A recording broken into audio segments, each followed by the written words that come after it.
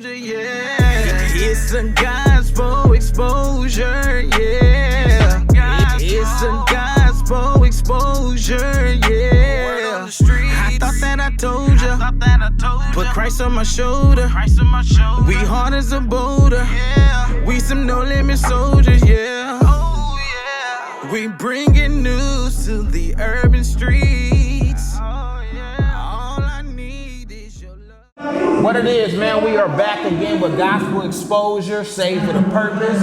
We got the guy, Kurtis, Hoppie. I like to say Kurtis, Hoppie, because he giving hope to the world. You know what I'm saying? I made that up a little bit. It's all good. But hey, we got him in the house, but I want him to tell, who are you as an artist, bro? Tell the world, who are you? So they can get to know you better.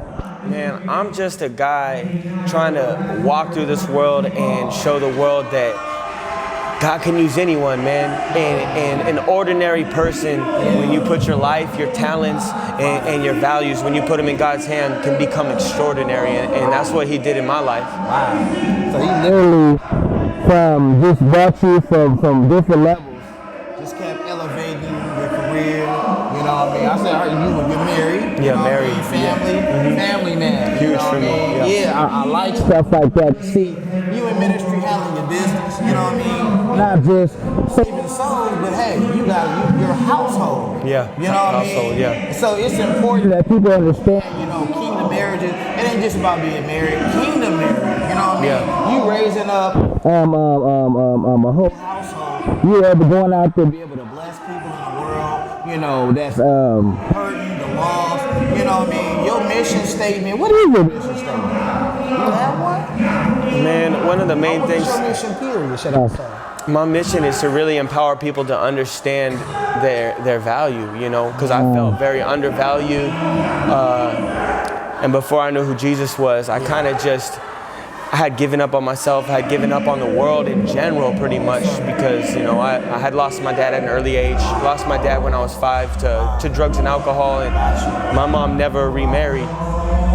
So she was the only mother figure, father figure in me and my brother's life. My brother's a year and a half older than me, so, you know, it was kind of tough, and going through life, it was a little hard because I didn't really know how to deal with male figures, you know? So you know how men joke and stuff like that? I didn't know how to deal with it. So to me, sometimes I would take it harshly, I would get too angry, or I would not know how to respond.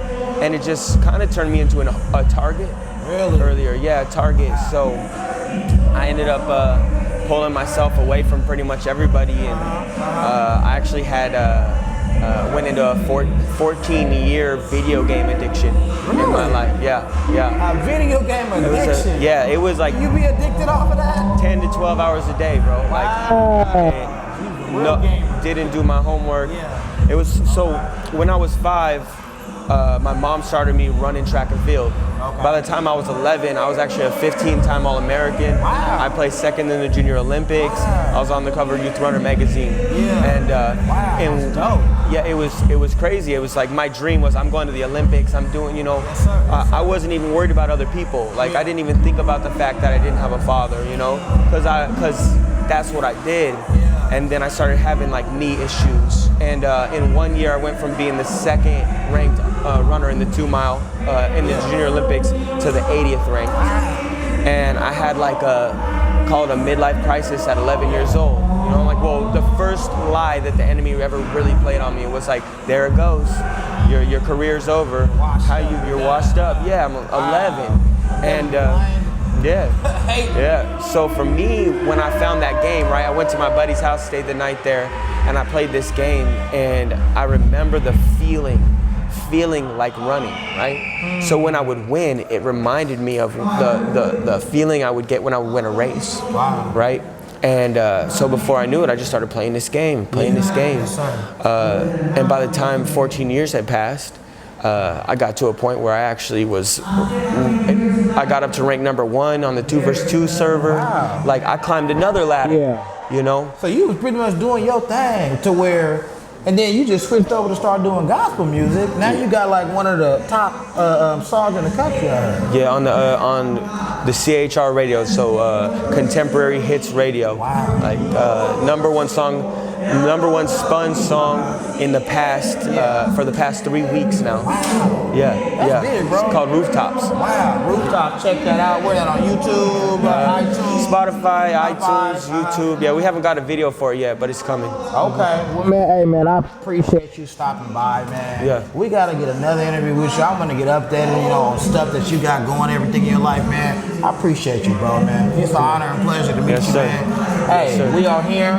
That's all for right now. Gospel Exposure, Save with a Purpose. I'm your boy, Gospel Mike, bringing you the latest and greatest of gospel, hip-hop, music, and news. God bless you. Yeah. Bless. Gospel exposure, yeah. It's a gospel exposure, yeah. I thought that I told ya. Put Christ on my shoulder. We hard as a boulder. We some no limit soldiers, yeah. We bringing news